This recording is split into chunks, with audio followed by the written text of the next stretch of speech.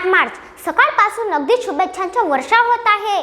जणू मला असं वाटत आहे की आज माझा जन्मदिवस आहे की काय, कारण आज महिला दिनाच्या शुभेच्छांचा वर्षाव करत आहे. मग कुठेतरी प्रश्न पडतो की आजच इतके महिलांवर गुणगान का, आजच इतके महिलांबद्दल प्रेम का. हा 8 मार्च नेमका आहे तरी काय.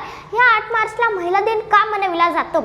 वर्षाचे 365 दिवसांपैकी फक्त एकच दिवस महिलांचे गुणगान का, फक्त एकच दिवस महिलांवर प्रेम का. कधी कधी मला असं वाटतं की महिला दिवस हा बैलपोळ्याच्या सणासारखा झालाय की काय. जसं बैलपोळ्याच्या सणाच्या दिवशी शेतकरी बैलाला अंघोळ घालतो, त्याला स्वच्छ धुतो, त्याला हिरवा चारा घालतो व त्याची देवपूजा करतो व पुऱ्या गावात मिरवितो आणि दुसऱ्या दिवशी त्याच्याकडून राबवून घेतो, त्याच्याकडून कष्ट करून घेतो. तसंच काही महिलांचं झालंय की काय. पहिल्या दिवशी त्यांच्यावर गुणगान करून घ्यायचे, त्यांच्यावर प्रेम करून घ्यायचे आणि पुन्हा दुसऱ्या दिवशी त्यांना कामाला लावायचं. असं म्हणतात की कधी पुरुषाला पगार विचारू नये आणि स्त्रियांना वय विचारू नये, कारण ती स्वतःसाठी जगत नाही, ती जगते दुसऱ्यांसाठी, ती जगते समाजासाठी, ती जगते मुलाबाळांसाठी, ती जगते घराच्या एक एक व्यक्तीसाठी.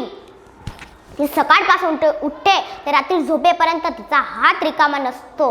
मित्रांनो, मला तुम्हाला महाराजांच्या काळाची गोष्ट सांगावीशी वाटत आहे. पुण्याजवळील रांजण गावाच्या पाटलांनी एका पोरीवर बलात्कार केला म्हणून महाराजांनी त्याचे भर चौकात हात व पाय कलम केले. महाराज म्हणाले, महिला ही आपल्या घरची देवता असते, तिच्या केसालाही धक्का लागता कामा नये. हे महाराजांना 400 वर्षापूर्वी कळलं, आपल्याला केव्हा कळणार. जाता जाता एवढेच 2 शब्द म्हणून जाते.